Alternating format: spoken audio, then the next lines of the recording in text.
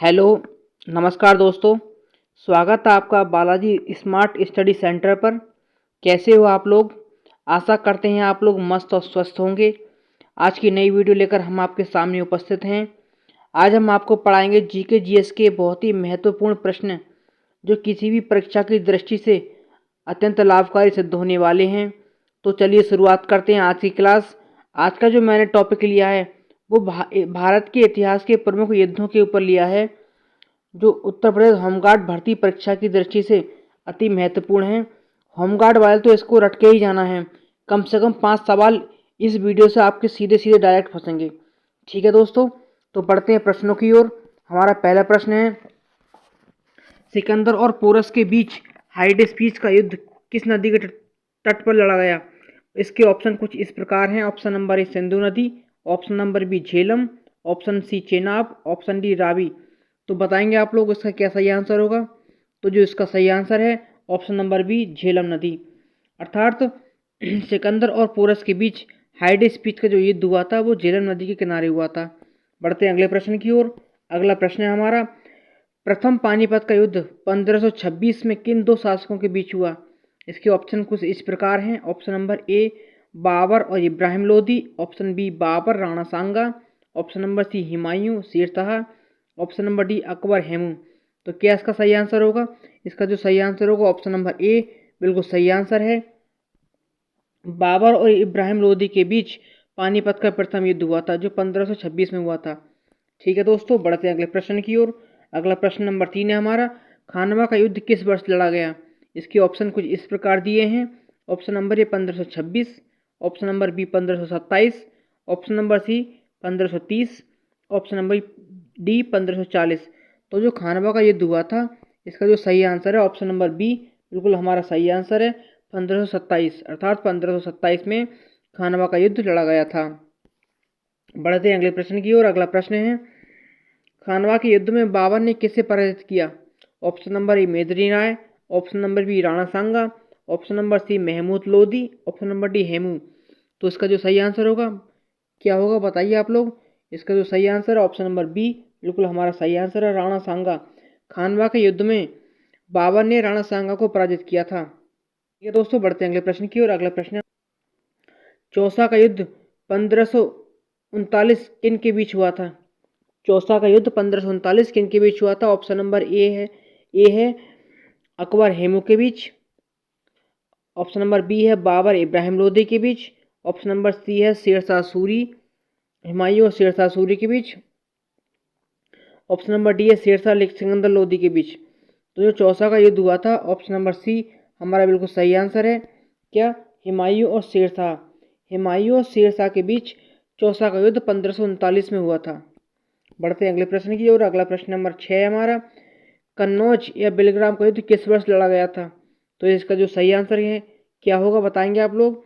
इसके ऑप्शन कुछ इस प्रकार दिए हैं। Option number A 1539, option number B 1540, option number C 1556, option number D 1576। तो इसका सही आंसर क्या होगा? ऑप्शन नंबर बी इसका बिल्कुल सही आंसर है 1540।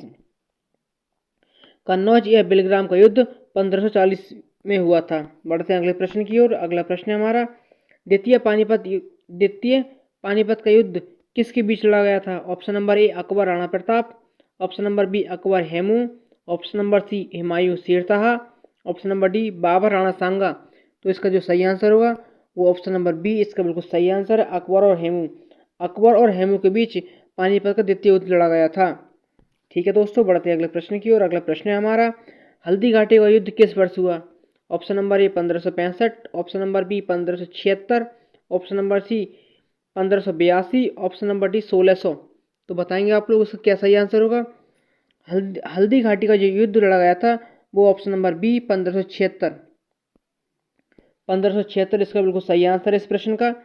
बढ़ते हैं अगले प्रश्न की ओर। अगला प्रश्न है हमारा प्रश्न संख्या 9, हल्दी घाटी युद्ध में मुगलों की ओर से सेनापति कौन था? Option number A Mansingh, option number B Birbal, option number C Todarmal, option number D Jaisingh. तो जिसका जो सही आंसर होगा option number A Mansingh. Haldi Ghati के युद्ध में मुगलों की ओर से जो सेनापति थे वो मानसिंह थे। बढ़ते हैं अगले प्रश्न की ओर, तालीकोटा का युद्ध 1565 किन साम्राज्यों के बीच हुआ? बहुत ही इंपॉर्टेंट क्वेश्चन है। ऑप्शन नंबर ए मुगल और Rajput, option number B Maratha और Mughal, option number C Vijayanagara और दक्कन सल्तनतें, ऑप्शन नंबर डी पाल और प्रतिहार।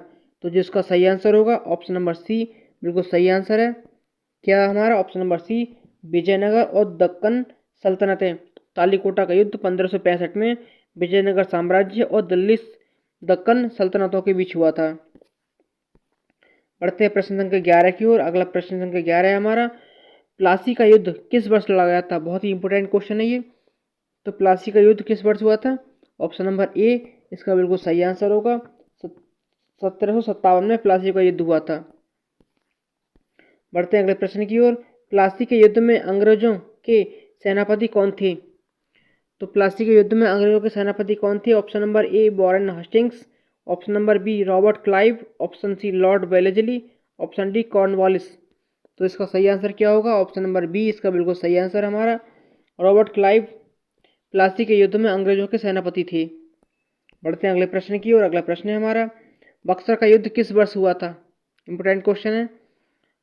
Option number A 1757, option number B 1761, option number C 1764, option D 1772। तो जो बक्सर का युद्ध हुआ था वो ऑप्शन नंबर सी हमारा बिल्कुल सही आंसर है इस प्रश्न का। 1764 में बक्सर का युद्ध हुआ था। बढ़ते हैं अगले प्रश्न की ओर। अगला प्रश्न है हमारा, बक्सर के युद्ध में अंग्रेजों ने किन संयुक्त शक्तियों को हराया था? इंपॉर्टेंट क्वेश्चन है ये, स्टार मार्क कर लीजिए, परीक्षा की दृष्टि से अत्यंत महत्वपूर्ण होने वाला है। ऑप्शन नंबर ए इसके कुछ ऑप्शन दे रखे हैं। Option number A Sirajuddaula Mir Jafar, option B Shah Alam द्वितीय व Shujauddaula Mir Qasim, option C Hyder Ali Tipu Sultan, option D Maratha संघ। तो बक्सर के युद्ध में अंग्रेजों ने किन शक्तियों को हराया था? तो इसका ऑप्शन नंबर बी इसका बिल्कुल सही आंसर है। क्या शाह आलम द्वितीय, शुजाउद्दौला और मीर कासिम, इन तीनों लोगों को बक्सर के युद्ध में अंग्रेजों ने हराया था।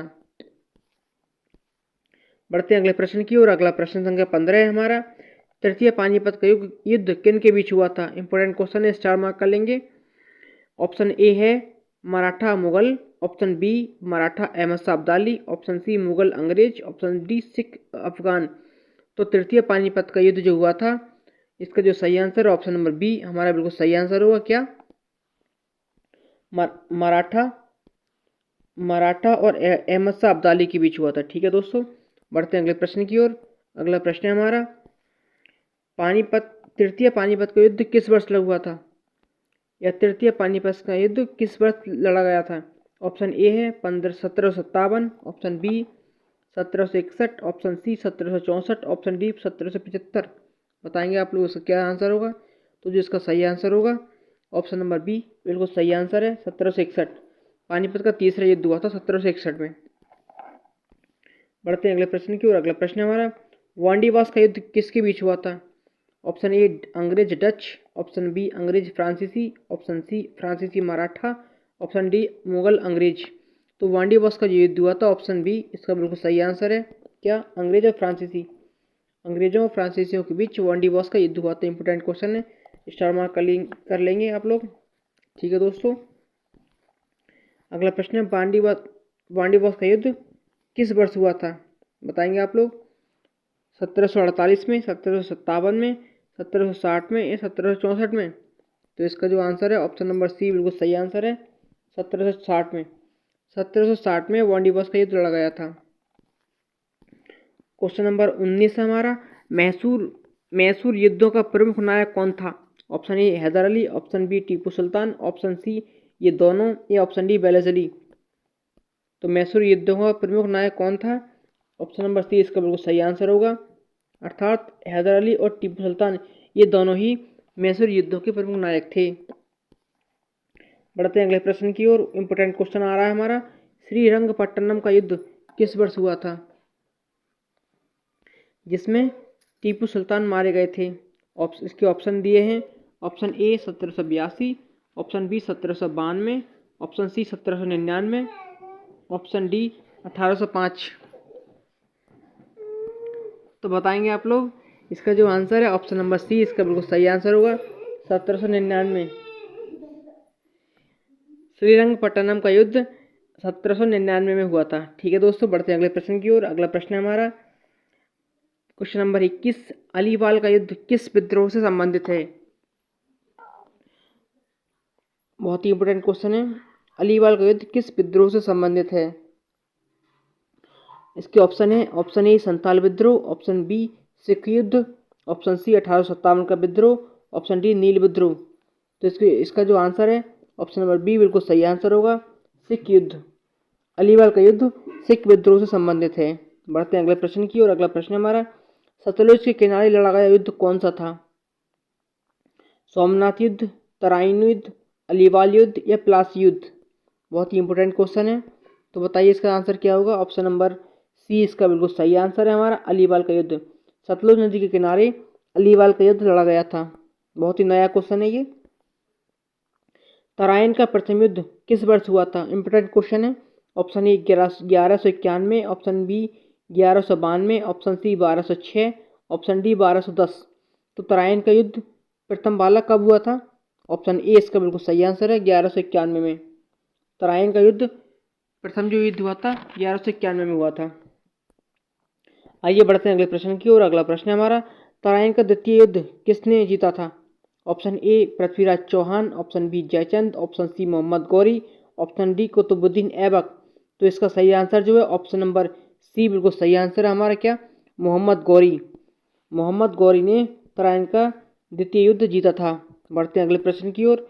प्रश्न संख्या 25 हमारा, सोमनाथ मंदिर पर आक्रमण किसने किया था? ऑप्शन ए है तैमूर ने, option B Mahmud Ghaznavi, option C Mohammad Ghori, option D Babur. तो सोमनाथ मंदिर पर आक्रमण किसने किया था बताएंगे आप लोग? तो हम बताते हैं, इसका जो सही आंसर है क्या होगा? ऑप्शन नंबर बी बिल्कुल सही आंसर है, महमूद गजनबी। सोमनाथ मंदिर पर जो आक्रमण किया था महमूद गजनबी ने किया था। बढ़ते हैं अगले प्रश्न की ओर। अगला प्रश्न संख्या 26 हमारा, कलिंग युद्ध किस सम्राट ने लड़ा था? Option A Chandragupta Maurya, option number B Bindusara, option C Ashoka, option number D Samudragupta. तो जो इसका आंसर होगा ऑप्शन नंबर सी बिल्कुल सही आंसर है हमारा, क्या? अशोक। अशोक ने कलिंग का युद्ध लड़ा था। ठीक है दोस्तों, बढ़ते हैं अगले प्रश्न की ओर। अगला प्रश्न हमारा, कलिंग युद्ध के बाद अशोक ने किस धर्म को अपनाया? ऑप्शन ए जैन धर्म, ऑप्शन बी शैव धर्म, ऑप्शन डी बौद्ध धर्म, ऑप्शन डी वैष्णव धर्म। तो कलिंग युद्ध के बाद अशोक ने जो अपनाया था वो बौद्ध धर्म को अपनाया था। बौद्ध धर्म इसका बिल्कुल सही आंसर है। ठीक है दोस्तों, बढ़ते हैं अगले प्रश्न की ओर। अगला प्रश्न है हमारा प्रश्न संख्या 28, चंद्रगुप्त मौर्य ने किस युद्ध के बाद मगध की सत्ता प्राप्त की थी? बहुत ही इंपोर्टेंट क्वेश्चन, स्टार मार्क करेंगे आप लोग। क्या प्रश्न है हमारा? चंद्रगुप्त मौर्य ने किस युद्ध के बाद मगध की सत्ता प्राप्त की थी बताएंगे आप लोग। इसके ऑप्शन कुछ इस प्रकार दिए हैं। ऑप्शन नंबर ए है नंदवंश से युद्ध हुआ था, या ऑप्शन बी सिकंदर से युद्ध, ऑप्शन सी कलिंग युद्ध, ऑप्शन नंबर डी शुंग युद्ध। बताएंगे आप लोग। तो जिसका सही आंसर होगा ऑप्शन नंबर ए बिल्कुल सही आंसर है, नंदवंश से युद्ध हुआ था, उसके बाद ही चंद्रगुप्त मौर्य ने मगध की सत्ता प्राप्त की थी। क्वेश्चन नंबर 29 है हमारा, असहाय का युद्ध किससे संबंधित है? ऑप्शन ए है सिख युद्ध, ऑप्शन बी है मराठा युद्ध, ऑप्शन सी है फ्रांसीसी युद्ध, ऑप्शन डी है मैसूर युद्ध। तो असहाय का युद्ध जो हुआ था ऑप्शन नंबर बी मराठा युद्ध, इसका बिल्कुल सही आंसर होगा। बिल्कुल नया क्वेश्चन है ये। आज के जो मैंने क्वेश्चन लिए हैं सब एनसीईआरटी बेस्ड लिए हैं और प्रीवियस ईयर में आए हुए क्वेश्चन है, जैसे यूपीएसआई, ईपीपीसीएस आदि से संबंधित प्रश्न है ये। और होमगार्ड की परीक्षा की दृष्टि से रामबाण होने वाले हैं, ये क्वेश्चन छपेंगे ही छपेंगे, आप इसका रट्टा लगा लेना। ठीक है दोस्तों, अगला प्रश्न हमारा क्वेश्चन नंबर 30 है, असहाय का युद्ध किस वर्ष हुआ था? तो option A 1799, option B 1803, option C 1818, option D 1824। तो जो इसका सही आंसर होगा ऑप्शन नंबर बी बिल्कुल सही आंसर है, क्या? 1803 में। असहाय का जो युद्ध हुआ था वो 1803 ईस्वी में युद्ध हुआ था। ठीक है दोस्तों, तो दोस्तों ये थी हमारी आज की क्लास। आज की क्लास आपको कैसी लगी कमेंट करके आप ज़रूर बताएं।